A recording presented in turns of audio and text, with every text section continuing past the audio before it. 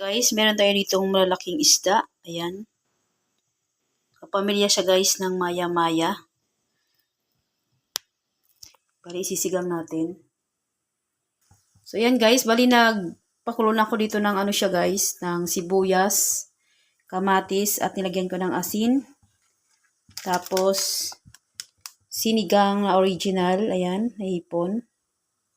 Silagyan ko siya ng kaunting magic sarap. So, ayan, ilalagay na natin yung ating isda. Kumukulo na yung ating tubig. Ayan. Mabilis lang naman maluto to guys. Kasi, itong isda na to ay napakalambot lang nito.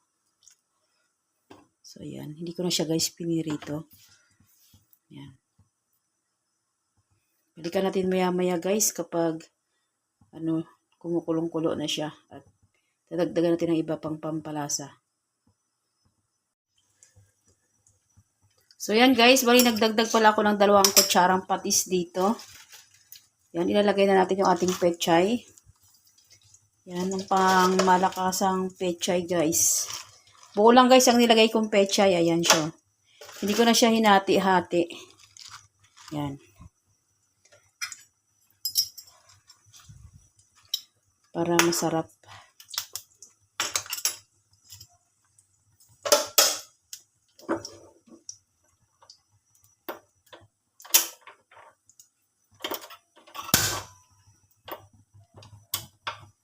So, bali,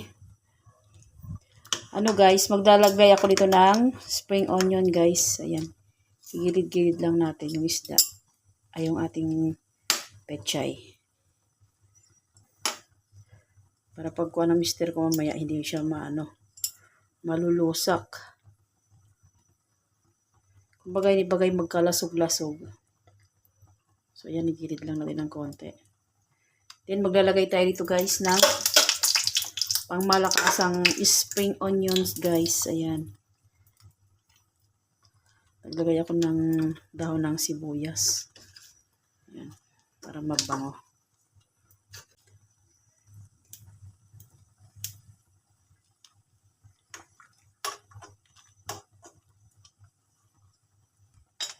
So, ayan. Balikan natin maya-maya guys kapag luto na yung ating mga gulay.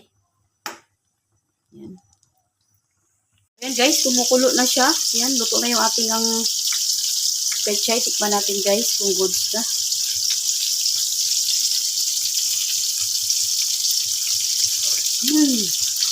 Napakasarap guys. Napakasarap yung papaan ni rice ka talaga.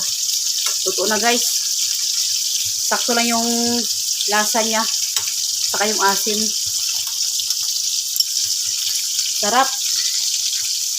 Sana pag gutom na gutom ka at suparisa mo ng mas mainit na kanin. Panalo talaga. Solve ang craving. Solve ang craving at gutom mo guys. So ayan guys oh. Malalaking isda. Ayan. Gandahan natin para hindi madurog. Tabi-tabi natin kasi mamaya. Pagkuha ng mister ko baka sandukin niya ng gusto may malaking isda to. Para hindi siya madurog. Ayan guys oh. Napakasarap guys ng isda na to. Ganito ang gusto ko guys sa mga isda. Yung malalambot na yung laman niya. Ayoko yung sobrang yung ibang isda kasi guys matitigas na yung laman niya. Sana pag pinipirito. So yan guys, goods na siya. Thanks for watching guys. Please like, comment, share, and subscribe. God bless us all. Thank you Lord for blessings.